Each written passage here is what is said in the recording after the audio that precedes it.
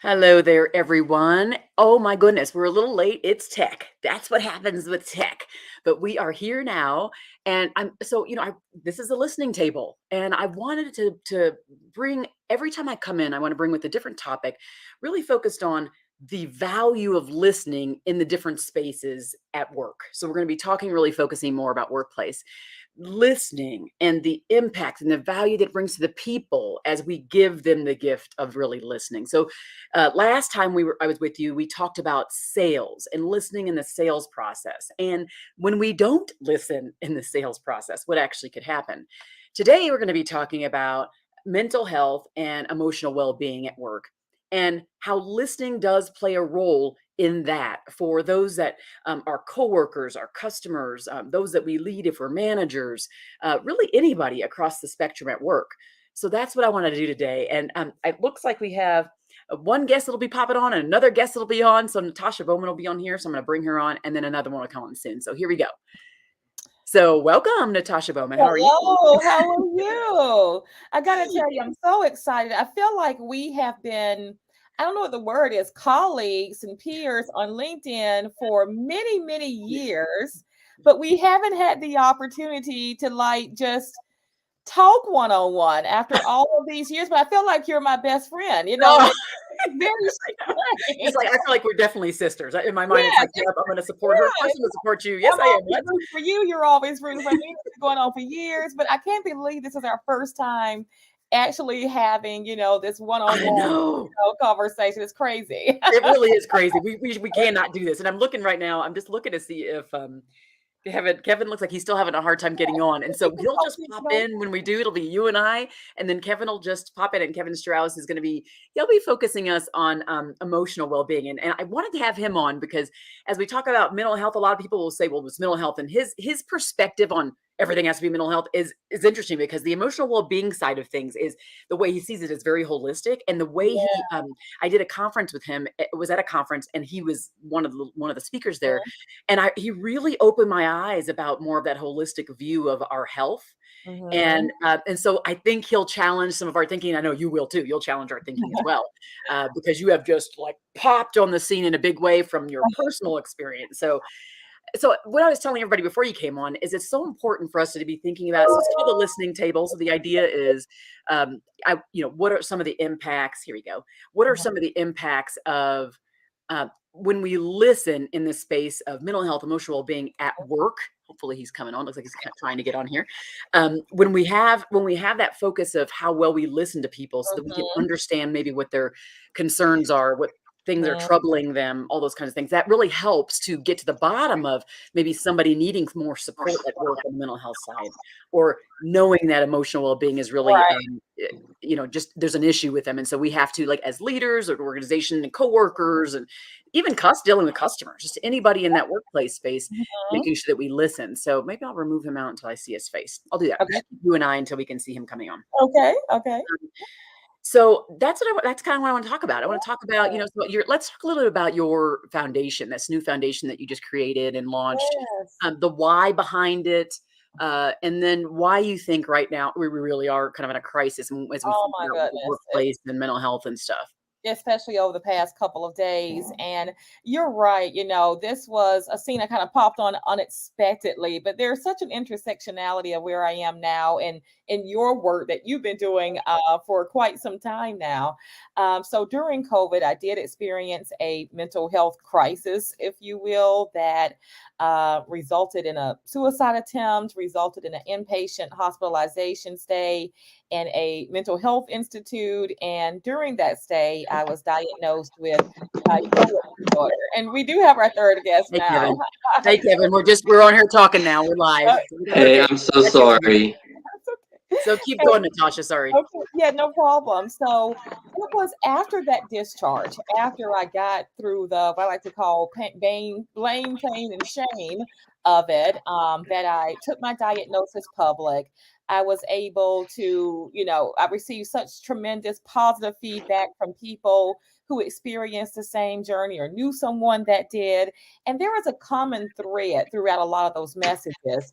And it was, I wish I could be as brave and courageous as you, but I'm afraid of what my workplace will say, right? And so, how that really ties in, especially when you talk about this culture of listening, is that when it comes to mental health issues, that's kind of where a firewall ends up being for, a lot of managers and colleagues, because once you start saying words like bipolar disorder or schizophrenia, people put up that firewall. They're like, wait, I don't want to talk about that, and they immediately dismiss you.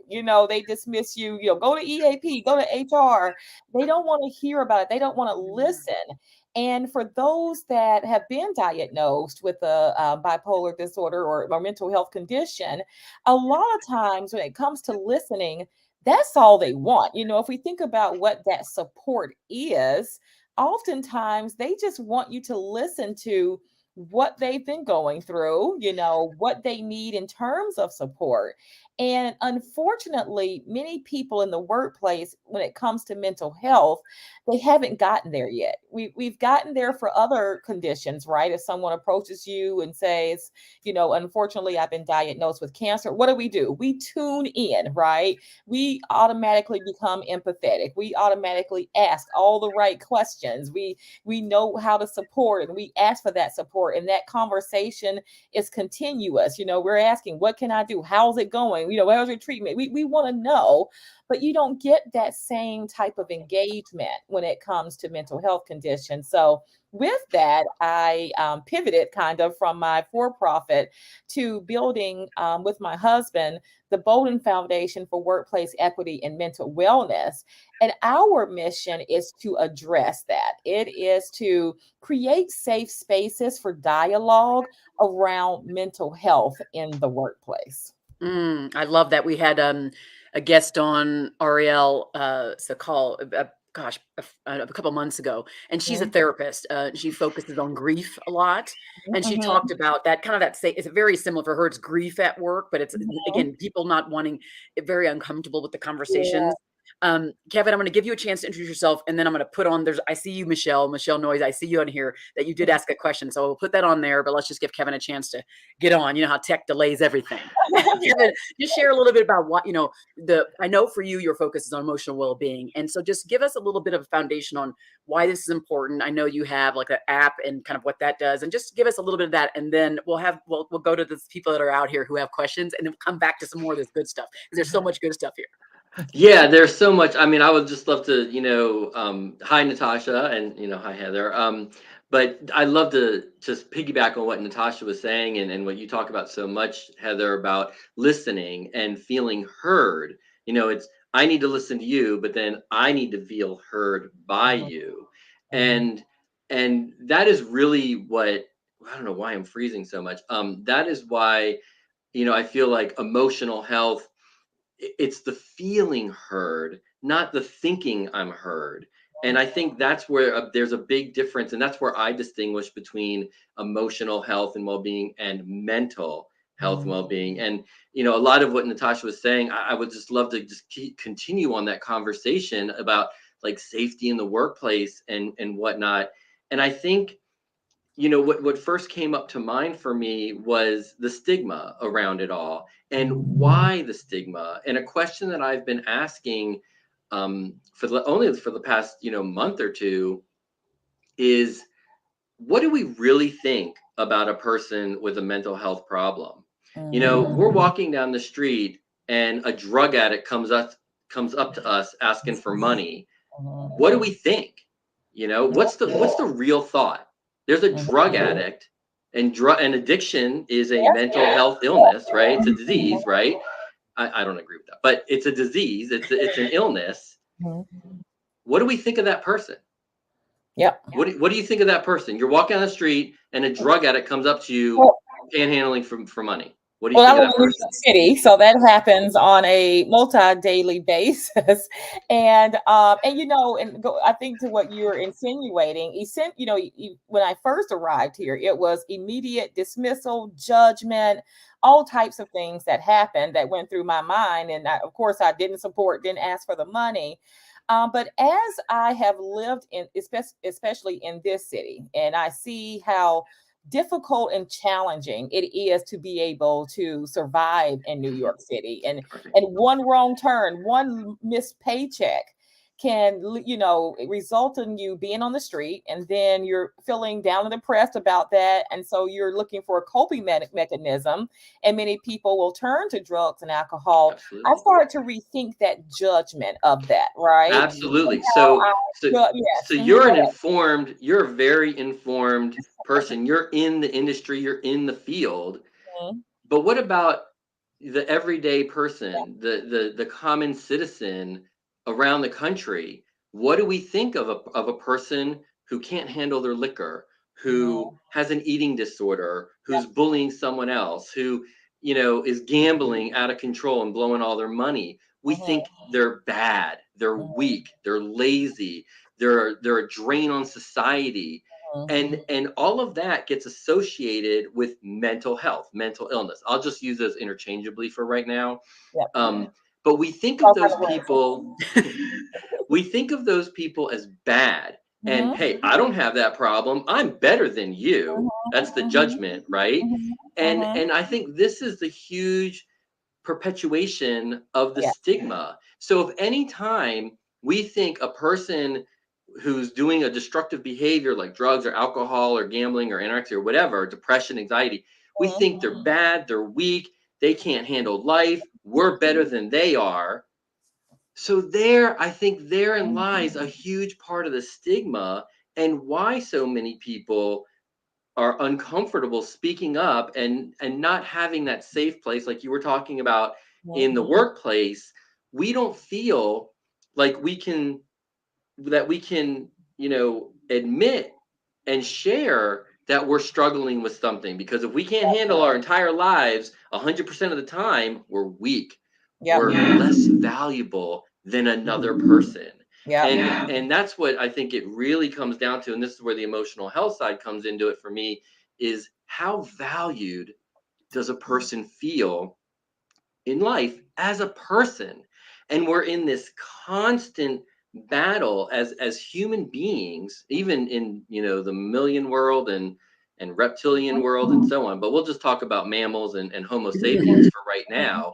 We are constantly having this battle of hierarchy and Mhm, status and mhm, power and money, and it all goes down to how valuable do I feel, how valuable am I as a mhm, person? mhm, And in our brain, value translates to love, mm, love, connection, belonging. And love is a basic human need. Love yeah. is as basic as air, water, food, Mhm. sleep, Mhm, and safety and security. mhm, So those Yep. are all physical, but feeling loved is the mhm, emotional. It mm. really it is, and okay, Natasha, I know you're gonna go right next, but I wanna make sure I don't ignore Michelle right here, so let me just put this on here so you can all see it. So she had asked, like, just joined, but do managers know how to identify people in struggle? That was one because we were going back to you, so let's go back to you because I know you can answer that too. As let's just kind of, Natasha, really fast for those who are joining, like, a little late, let's just Mhm. restate how you, sorry to make you do it again, but just It's restate it, okay. where you're at exactly, personally, and Yes. then And I'll talk about this segue to idea that of what she question. said. And Okay, I want to I've got to piggyback on what Kevin just said because I was sitting there with tears in my eyes because you speak so much truth. So, for those of you that just joined, thank you so much. Natasha Bowman. I experienced a mental health crisis during COVID, which resulted in a suicide attempt that resulted in a bipolar disorder diagnosis. And since then, I have become a mental health advocate because going back to what Kevin was saying, I was in exactly that place that you described where I stigmatized myself. When I got that diagnosis, at that point, I thought about my status. I immediately went to that. How are people going to view me? Will they see me as an expert? Or are they going to see me as a successful business owner?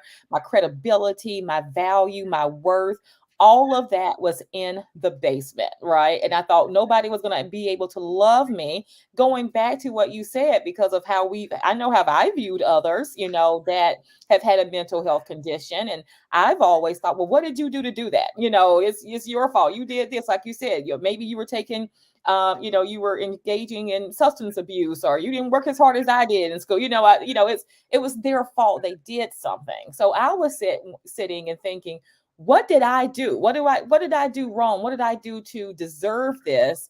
And am I, do I deserve value and love after this diagnosis?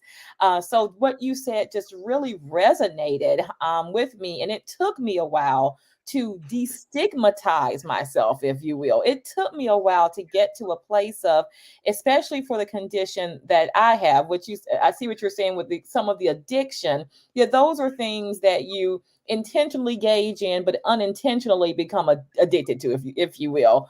Whereas my condition, as far as research knows, there's nothing that, it's all other kind of factors that are out of your hands, whether it's DNA or trauma or whatever that is. So again, I think even within the mental health space, there's even different types of judgment that we have. And to answer your question, Michelle, about managers being able to identify people that struggle, that's part of the work that we're doing through the Bowman Foundation is, making managers aware, or helping managers to be aware of those, what the symptoms are of people that may be struggling with their mental health. Because in the current space that we're in, if someone is not meeting expectations, a lot of times managers don't unpack that. It's you automatically go to a punitive standpoint, and it's, oh, you're not meeting expectations, you're not meeting your goals, you're being lazy, you don't have your camera on, you're calling out too much, all of these things, you're no longer of value to this company. And they're not engaging in the conversation of saying, hey, you were, 6 months ago, you were exceeding your goals and you were doing this and you were so engaged. What happened?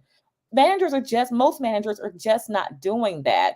So the work that we're doing is, again, to change that perception and helping them to engage in that dialogue, in a way that's respectful to the person that's receiving it. Because a lot of times we don't want to hear, that we're not meeting expectations. We don't want to hear when people say, are you okay?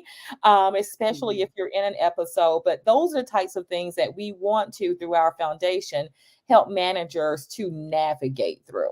What might be a couple tips just for those, chiming in now and chiming a little later, a couple tips of how would you, because they'll say this will happen often if I'm just talking about generally in caring leadership, and they'll say, well, what are the words should I say? Like, how should I engage? What would be your recommendations for ways to engage? And I'd like to hear first from you, Natasha, and then from you, Kevin, on just how would you recommend engaging in, as a manager, or even as a colleague, because it doesn't always have to be the manager, but it could also be like two colleagues going, I sense something in you. So I'd love to hear what you Yeah, think I this think first of all, let's talk about what don't do, and that's not to pathologize, right? Because now we do have so much exposure to mental health conditions, and a lot of times we think we know it, and we start to diagnose and pathologize. Don't do that, and say, hey, it looks like you're suffering from depression, or hey, you seem to be suffering from anxiety. Do you have ADHD? Or don't do that.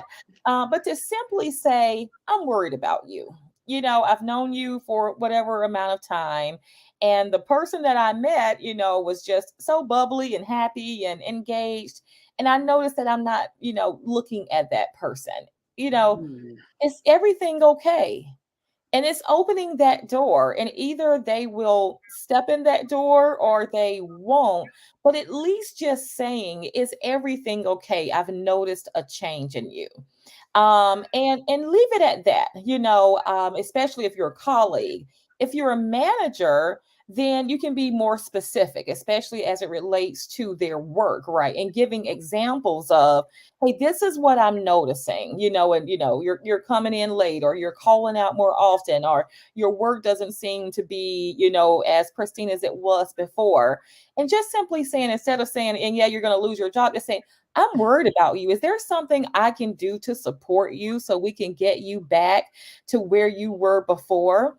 And, coming in that empathetic and just concerning way, will help, people to feel more comfortable in engaging in that conversation when it's not punitive, when it's not accusatory, and especially if you're not pathologizing. And Kevin, I love that. If that's not a new word, let's go ahead and get it in the dictionary. I'm not even sure. I don't know the word, so it may be a word that already exists. But I it's a love word that exists. I just learned it like a month ago. So we're all Okay. learning our ways around mental health. So. I love it. Thank you. So that's awesome. Okay, Kevin, what about you? What are your thoughts on how to address that especially from a Well, kind of whole human perspective too? yeah, wow. I mean, I think Natasha really nailed it there.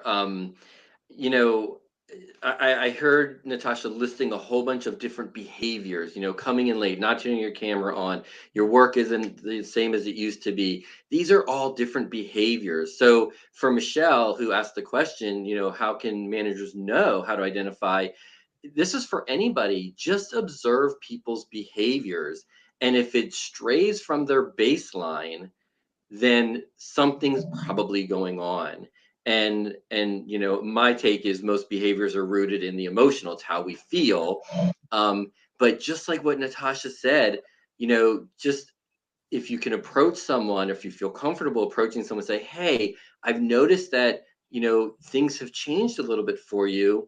Your behavior's been a little bit different than it was. You can be more specific if you want to pinpoint something and say, is there anything going on that you'd like to talk about? Is there anything that I can help you with?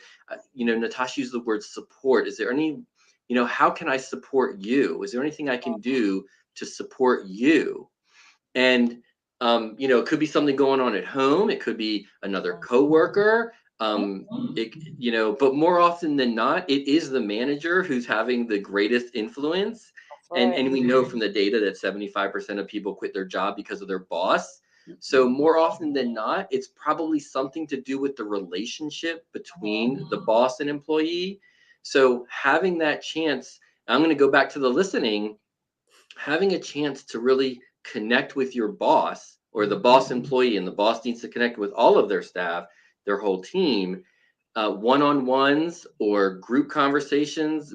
We didn't talk about the app that I created called Uchi, which is all designed to help you feel a connection with another person. And it's not just any random person, it's with the people that you know the best or want to know the best, the people you're closest to.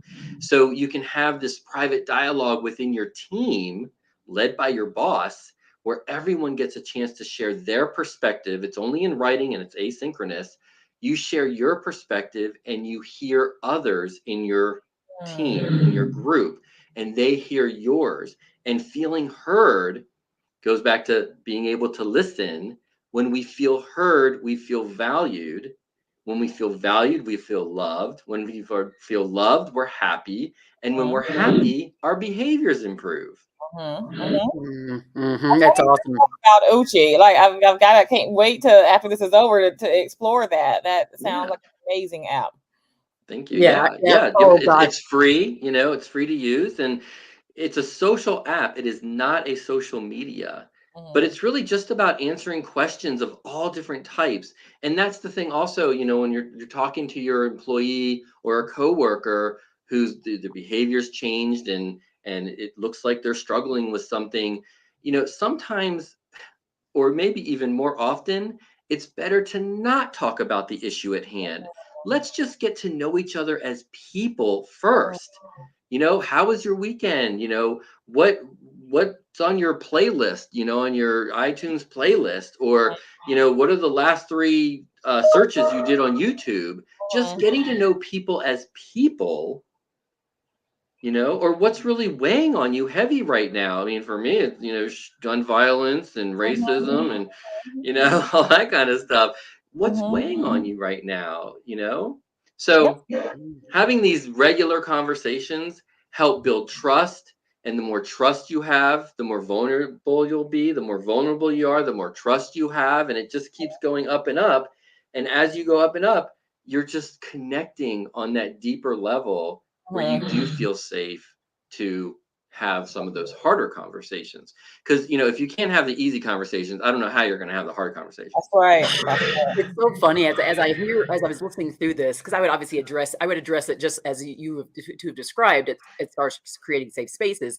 But I think about, there was one time I had a team member, and this issue wasn't related to mental illness, but it was a team member who had an exchange, and I saw the exchange on an email with another team member, and me and the one who was doing the communicating, she and I had kind of really a pretty close relationship. She was someone who reported to me. She was in a management role, and I didn't like what I saw. I didn't like how she treated the person via email. I just was like, what was happening? So I call after that exchange. I called her in and I'm like, hey, what's going on? Like that is not something I've seen from you Uh-huh. ever. So what's happening? So I had to get to the bottom of what was going on with she and that coworker. And then I said, well, what do you think? And she's like, after we went through it, she's like, oh, yeah, you're right. That was as I read it back to her, and she's like, Uh-huh. yeah, that really wasn't me. I shouldn't have done that. They didn't become best friends, but our whole discussion was, okay, so what do we do now to kind of Right. heal that relationship so that you can at least work together in the office without, it can just be cordial. Mhm, And so mhm, we had that conversation. I guess they ended up going to lunch, and they didn't become best friends, but there mhm. was like a level of respect because she obviously apologized for just the behavior she had done on that. And so it's that situation where it's like being very aware, being attuned to what is happening with your people, and kind of going, that something's not right there. Like, what's Mhm, going on mhm, there? Really being super curious. mhm. And okay, so let's see. There's another question. Good afternoon. I just joined. Okay, let me just go ahead and put this on here so we can read it together. Just join. How do you respond to a person and make them feel valued if you cannot relate to their mental health situation that they've been vulnerable with you about? So Mm. how do you respond to that person and make them feel that way when it's just you don't have it, you can't relate. So how do you do that? Let's go to Natasha first on that. Yeah, I would say, and I've been in that situation, before I had a mental health condition and started to learn more about mental health conditions, and people would share things with me and I couldn't relate. But again, it's going back to that just showing concern, and, oh, well, do you mind telling me more?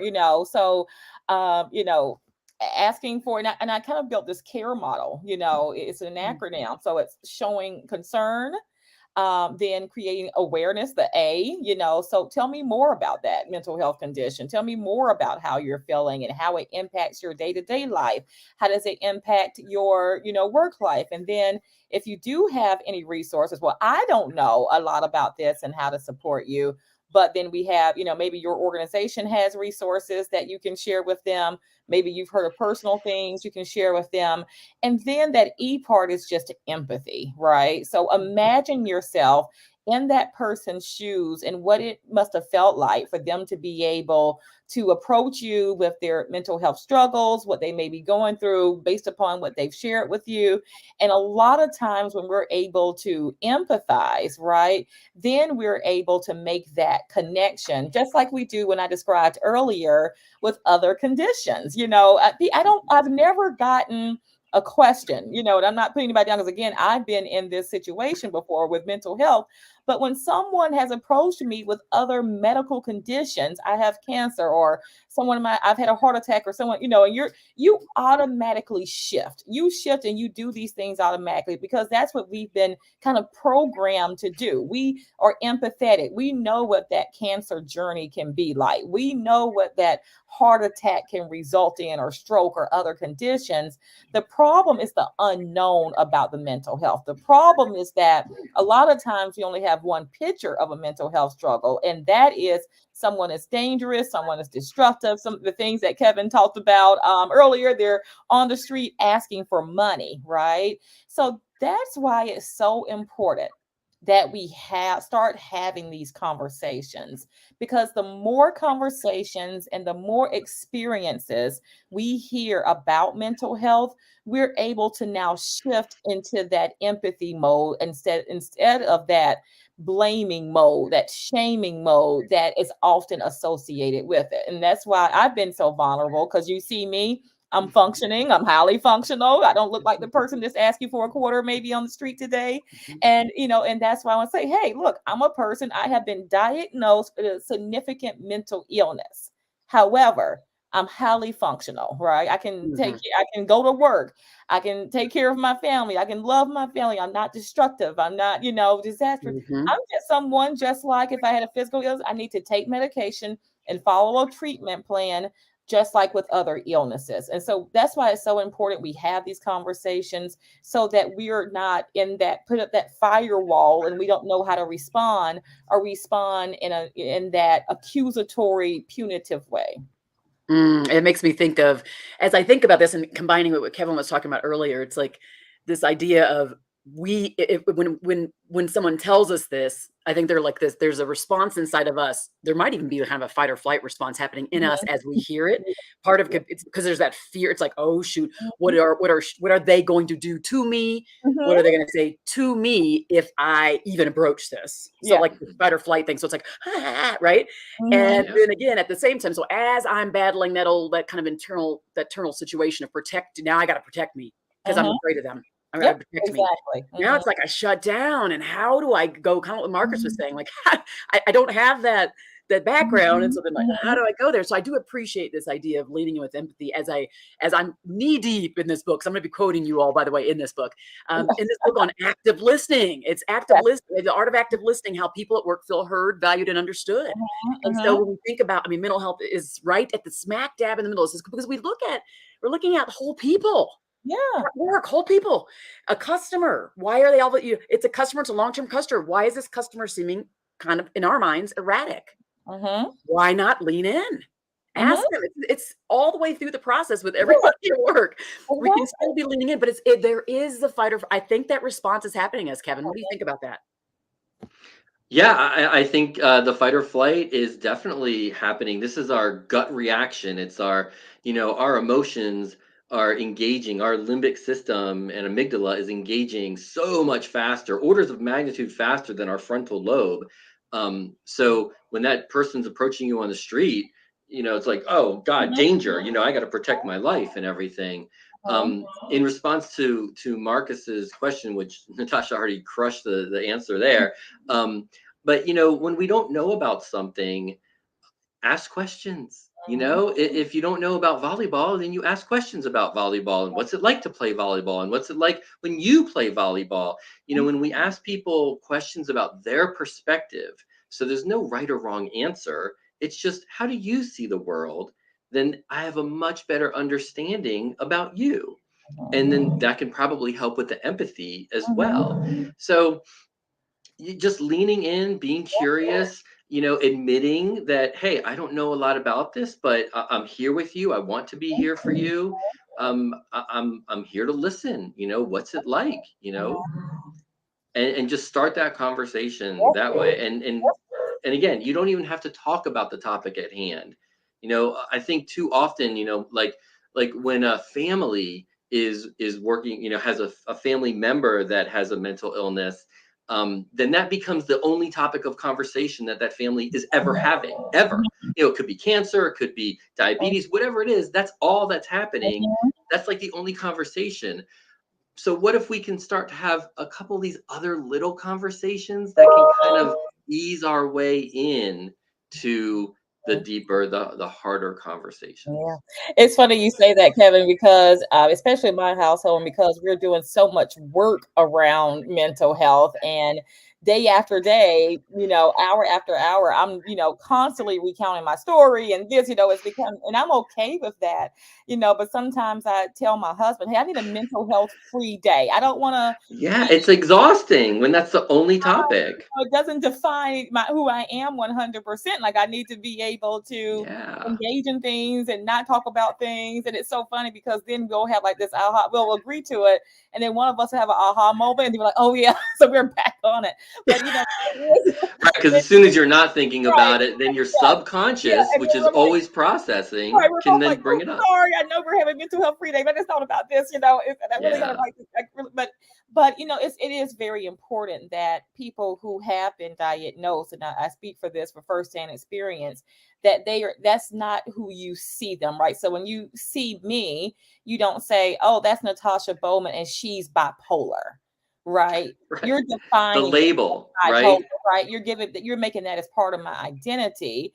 But you can say, oh, that's Natasha Bowman who is diagnosed with bipolar disorder. That's two different things. And just a couple of words makes all the difference in the world, right? And so And Therefore, when we're labeling people that way, that's more stigma, it's more label, and too often, especially when it comes to mental health, mental illness, too often that label is some kind of negative connotation. I'm a drug addict, right? Like uh, I haven't used drugs in 30 years. 30 mhm, years. I'm a mhm, drug addict. No, you're not. There was a time when you used drugs to deal with your pain. So now I would just say, oh, I used to use drugs to deal with mhm. my pain, my emotional pain, Yep, but now I have more constructive ways. Yeah. exactly. I love that. I'm going to bring in this question from Erica now. Erica, I see you. And whoever's out there, go ahead and just give us something. You just say, hey, in the chat, let us know you're there. So Erica's saying, what is the difference between mental health and emotional health? And obviously I'm Kevin, going to take go to that one. Kevin for that. And then we're going to go, I still want to come back to you, Natasha, on this, but Okay, well, I want Kevin, to hear Kevin's take on it walk because this through a little emotional bit health of is this. kind of new to me, so I'm learning as well on this. Yeah. I mean, I could do a whole hour at least on this topic alone, but I've been thinking about this stuff for more than 20 years now, and where I've landed is my definitions are very different. So I think of wellness overall, that's your overall well-being. I think of physical, emotional, mental, and spiritual. Mhm, Physical, I'm in agreement with the rest of the definitions, but for me, mental health to me is really more about your ability to focus, concentrate, think clearly, perform cognitive tasks. So, all that high functioning abilities that you have, Natasha, I would say your mental health is quite sound. mhm, That's what I would say. I wouldn't say that you have a mental health problem. mhm, For the definition for emotional health that I prefer is a person's ability to give and receive love. And by mhm, love, I mean love, connection, a sense of belonging, feeling heard, feeling valued, feeling like you matter. And mhm, when we don't feel valued, when we don't feel that love, which is a basic human need, it mhm, causes pain. And our brain cannot distinguish between physical pain and emotional pain. It mhm, just knows I'm in pain, do something about it right now. And in mhm, the absence of knowing how to love and connect, we turn to behaviors. mhm, And so then I would say the more extreme the behavior, the deeper the emotional pain. And I say extreme because it can be an extremely destructive behavior, heroin, right, cocaine, pretty destructive anorexia, pretty destructive behaviors, but it can be extremely constructive behaviors such as I'll call myself out, Ironman triathlete. You don't need to do an Ironman triathlon, which is swimming 2.4 miles, then biking 112 miles, then running 26.2 miles, all back to back to back. You don't need to do an Ironman triathlon to be physically fit and healthy. mhm, That's an extreme behavior. So the more extreme the behavior, the deeper the pain. And mhm, we're just trying to ease our pain of not feeling that love and connection. And like I said, emotional health is giving and receiving. And I think one of the greatest problems that we have with humanity is receiving love. We don't know how to receive love because we haven't learned what it feels like to really receive unconditional love. It happens in, oh, yay, Heather made in the potty. She's so good. Yay, Heather. Oh, Natasha, she's a bad girl. She didn't mhm, make in the potty. So we are judging our children at the earliest of ages, which is why 3-year-olds are getting diagnosed with depression now. We're judging them left and right. And judgment is a way of devaluing, and devaluing is a way of not loving. mhm. So Mhm. that's so does that make sense about mental health No, and I It's love emotional? it. interesting. Yep. Yeah. Mhm, Yeah, it's I interesting. do want to What I want to spiritual get this. to, because I love, and I know people were like, "What?" I mean, this is why, because I remember this whole discussion, and it was just very intriguing. But mhm, as we to go back to what Natasha was talking about, which is as we think about kind of the addiction, the initial thing is like you had a choice, and then like other things take place, and then it's kind of like involuntary at that point. With, for example, the diagnosis she received, how do you describe that? If in your perspective, it's not really in your mind, it's not really defined as like mental health. You're seeing it kind of as like as a trigger through this emotional. Whatever. How do you see the brain working? And because of course it wasn't intentional on her part, right? mhm, For have this diagnosis, it was mhm. something that was out of her control. I'd love to just hear how, because it's interesting to me. It's so intriguing how you kind of think through all the brain science of this. Yeah, me too. Uh, Okay, you want me to Yeah, say yeah, what yeah. I would think Yes. on that? We're So, picking your brain right now. so I believe that most of what we call mental illness, and I won't even get started on the whole DSM and everything like that, but most of what we think about mental illness, the bipolar, the depression, OCD, I believe that these are simply compensatory behaviors that we have found to be successful to survive our environment. And Mm, most of these behaviors are learned, they're conditioned before we're even 6 years old. hmm, Wow. Some of this stuff can even happen in the womb, but let's just say hmm, from date of birth on, hmm, most of this conditioning, most of this survival mechanism basically is happening before we're 6. So hmm, it's before we can even discern what is real and true and what is not. We're just getting whatever we're getting mostly. I'll just do the default from our parents or parent. hmm, And I'm not trying to blame parents here. I'm just saying, I believe parents love their kids hmm, fully, totally. I truly believe that, but they may not know how to love their children, hmm, and especially in a way that their children needs to be able to receive it. hmm, So if we're not loving our child the way they need to receive it, and you can take this to the classroom, you can take this to the workplace. hmm, If you're hmm. not if you're not engaging with an employee the way they need to be engaged, they're not going to feel valued.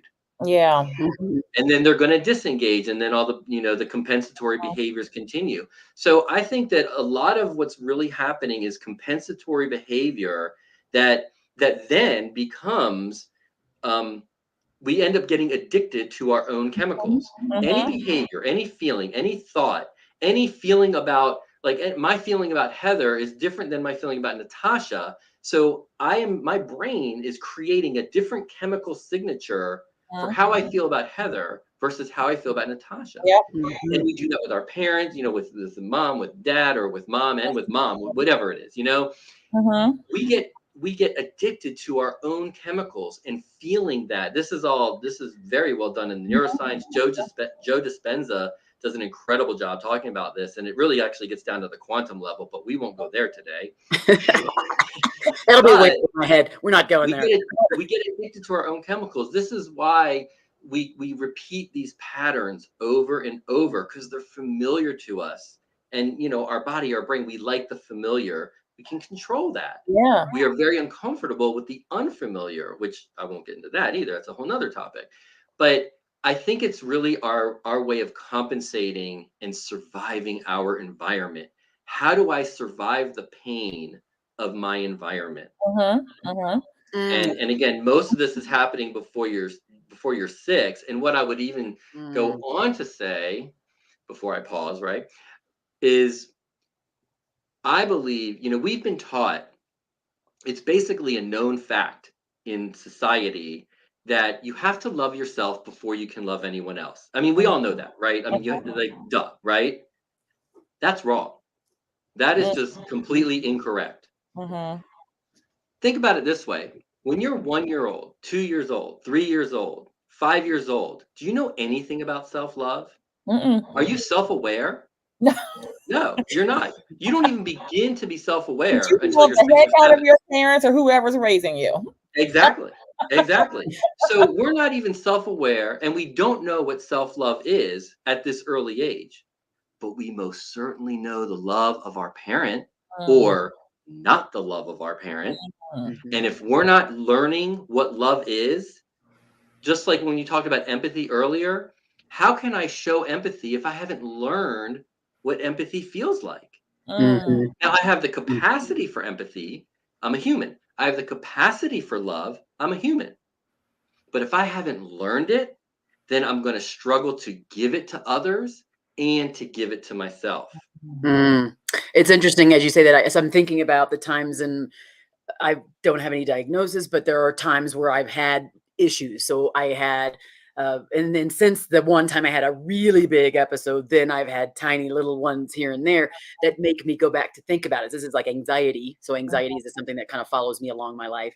And I do have, like a kind of traumatic upbringing. So You I do. do You have that, and it do. started at a young age. And so then managing through it, kind of living through it, kind of, and the only child. So kind of doing Mhm. self-coping, figuring out how I do it, self-coping without drugs, self-coping without Mhm. drugs, all these Oh, there's things. Mhm. lots of ways to cope without drugs, right? So Yeah. many, Yeah. so many, exactly. So many of those self-coping mechanisms, and thinking about it, where one break happened for me was at work, and it was probably about over 15 years ago, and this was physiologically. This is that I'm thinking about the flight or flight, and I'm thinking about what was happening in my environment, and it was mostly me and a manager that just weren't vibing, Mhm. and I felt no support, and I felt like under like a microscope, right?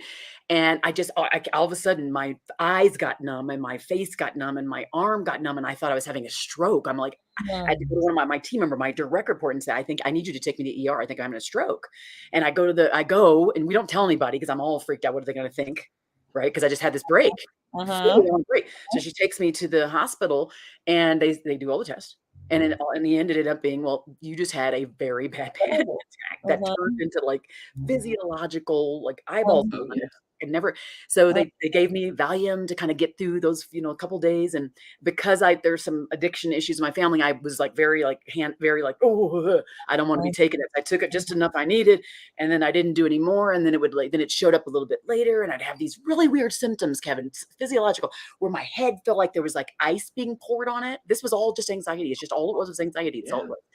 And it was like, it was always cold, and then it got like tingly, and then that went away for a couple years. And then so just like creep in tiny, like here and there. And it would be like And these. all those different symptoms are going to cause more anxiety, Yes, right? which then makes you start to go, "Oh my gosh, what happened?" And so while I haven't had to, like, be medicated, like, every single day and do that to kind of cope normally, if it kind of boils over, and I think it stems back from that kind of earlier episode, the earlier childhood, just like that kind of traumatic kind of stuff that was happening there at a young age, impressionable, not knowing, figuring out how to cope, then it just kind of would, like, show itself here and there, and it would be like these little breaks, and you just start to think about, like, what are the triggers, and what's happening in the brain when this is going on, and then the interesting, I don't know about you, Natasha. I don't know if this does this at all because I don't know all the specifics about how bipolar disorder works, but I know you have to do the medication to kind of be as high function as you are. But thinking through, like, a trigger, and then the like, and then the ability to kind of calm yourself, or like somehow the self coping part, Yeah. less medication. And for me, it Mhm. was always like breathing, going for a walk, getting in sunshine. Like, those are the things that would make it kind of whoosh. So Yeah. it's just thinking through this. It's Yeah, important. that intersection, and going back to what Kevin was saying, what you stated just made just so much sense. Like, I hope you have a book or something, or we just I don't even want to be a member of this call, 'cause I just want to hear you, because I'm just learning so much. And going back to what you were saying of being a baby and then understanding where love comes from. And my mother, who was my primary caretaker, I mean, she's probably undiagnosed narcissist, but she craved attention, and she craved attention from us. And it was, we were pageant people, we were always on the stage, we were always winning awards and this. I mean, it was just 24/7. And I was programmed that I need to be the center of attention, I need to be reaching some kind of goal, I need to be winning something. And that went into my adulthood. I needed to have like five things going at the same time. I have to be in the spotlight, and I've got to be achieving something. And when COVID happened, and guess what? I had nothing to work towards, like, and that related in adulthood to professional things. And when COVID happened and those professional things were taken away, then guess what? That's what triggered a bipolar disorder Mm, episode. There yeah. you And it go. started, as we unpacked me after that, a lot of that correlation was made, was times in my life when I'd had episodes, was times in my life I wasn't working towards a goal, Yes.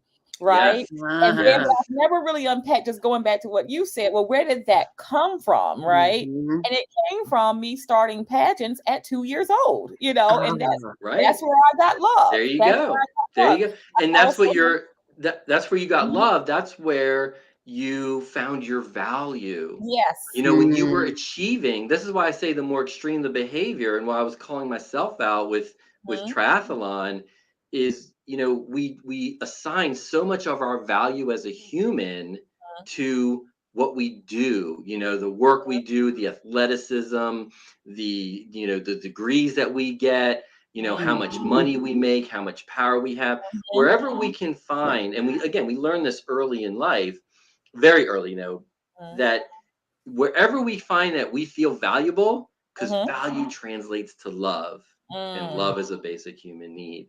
So that's and look, I just to be clear, I'm not denying bipolar and OCD and narcissism. I'm not denying it. Those are all real, of course. It's just, where are they actually rooted? And it's so interesting, both of your stories about anxiety and about bipolar, and how, I don't know if you've done this before or if it was just in this conversation, but you can point back to something in childhood. And the more, I'm always peeling layers off of, like, where did all my issues come from, and why am I so, hell bent on feeling heard and valued? Because for me growing up, I didn't have any of these ACEs, right? The adverse childhood experiences, which are horrific and hope they never happen. But I don't have those. But what I do have is, I was raised with constant judgment and criticism. So no matter what I did, I never felt good enough. If I got a 93 on a test, why didn't you get 100? If you would have done what we said, this is my parents, you would have gotten 100, right? If I scored 2 goals, why didn't you score 3 in the soccer game? If you would have done what we said, we know better. We are better. We have more value than you. So we create this value hierarchy even in the home. And this is one of the ways that we are horribly raising children. And this isn't just in the US. This is, global. This is humanity.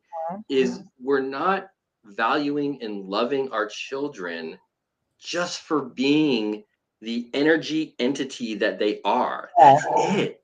That is it. And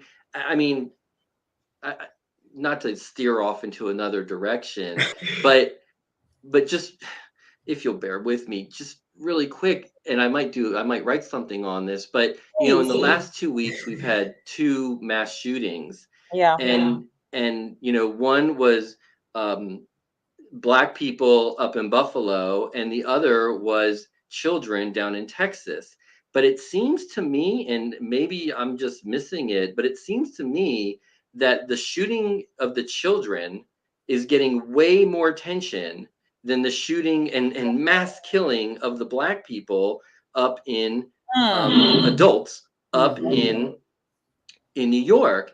And what that says to me is this: how we value children more than we value Black people. Or adults, period. I Or think adults. Adults versus children. You're right. You're Adults. absolutely right. And to say nobody has more value than anyone. If we can get to the point where we recognize that we all are valuable, all of us, for the unique energy that we are, then maybe we can really solve. When you address the root problem, all these symptoms go away, and all of these behaviors are really just symptoms. The shootings, the racism, all this is the mental illnesses. These are really just symptoms of a deeper issue. That's how I see it after my time. And that's why I have this listening table. I really do. It's so funny how, like, things have gotten narrowed down in my mind. I feel like everything starts and stops with listening, or a lack thereof. Because if we aren't hearing people, so that means we're not leaning in, we have no empathy, we have no compassion. If we're not hearing them, we're never going to get them. So we're never going to care about how they feel about our behavior towards them. So George Floyd, for example, the anniversary was yesterday. Thinking about the police officer, and if there is no empathy, so if you don't have empathy, or you don't listen, or you don't care, or you have no compassion for a person that's there in front of you, you could give a care what your knee on the person's neck means. You don't, because you don't know their lived experience. You could care less about their lived experience. You never asked them about their lived experience. So that I always talk about when I'm training on any of these DEI, or diversity and belonging, as I call it, issues. I'm always like, empathy and compassion and listening. And people are like, is it really that simple? And I'm like, yeah, I do think it is. If you don't know me, if you don't take the time to know me and the trauma I talked about, and plenty of people have lived way more than that, like the stuff that I've had. If I don't know them, I can't serve them. That's number one. I can't be there with them. I have to go deeper. I have to lean in. And like you were talking about, Natasha, it's like there is no like magical like sentence or word I say to meet you where you're at. I gotta care about you. Period. And we don't care if Human, we not as don't a man, know. just as a human. Yep. Right? We don't care if we don't know. Yeah. Yep. We, So the less nope. I know about you, the Unless I less can I about hear you. your Yep. story Mhm. and you hear my story, the less we're going to be able to connect. Mm. So true. So true. Okay. So I know we're getting, because I could go on and on with this. At 1 o'clock, another live, but I tell you, Heather, I wish I was not a guest on this show. I'm going to just tell you that right now. I wish that I was just listening to Kevin the entire time. No. Oh And my I'm gosh. going to connect with you so I can learn more from you. It's a And trio. I hope that you Yes. have books and all kind of stuff, because this, I don't even know how I'm gonna get through this next one, because you have packed my brain with so much stuff right now. And I just want to sit back, and I have my husband here in the office with me. He's listening. I want to sit back and unpack all of this, and I got to go to something else, and I don't want to. Like I just got to sit back and unpack. I know. And I can't believe it. I was like, oh my gosh, we were going and going. So I appreciate both of So you. you I have know a you have number to one go. fan right now, Kevin. Just so you know, this is just your work and your philosophies are just phenomenal. So thank you. Thank Thank you. you, Heather, Thank for having you.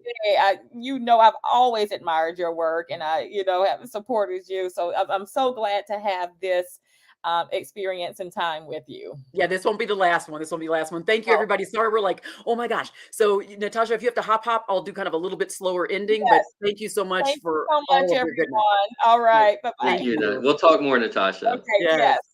So, Kevin, I know we have to wrap up because I usually don't do this more than an hour. Wow, I can't believe I'm like, wow, this is so good. And what I would say is, let's just give a wrap up. So, as we think about workplace, we think about workplace, the impact and the need of listening in this space of emotional well-being and mental illness and things like that. Maybe kind of a kind of a last thought and maybe a pearl of wisdom for those who are listening, who are looking to get, they just want to know how should we approach this and how should we think about this? I'd love to hear your kind of parting thoughts now. Yeah, I think, I'm a huge fan of the listening approach. And, when we listen and when we feel heard, it translates to feeling loved. And when your basic needs are met, you don't feel compelled to try and compensate through some other behavior.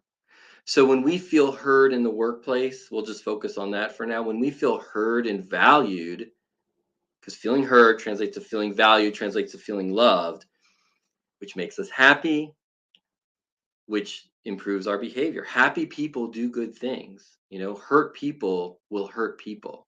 So when we feel heard and valued in the workplace, everything's going to improve. The whole, the rising tide lifts all the boats. When we all are feeling heard and valued, the whole workplace is going to improve. Everything's going to get better.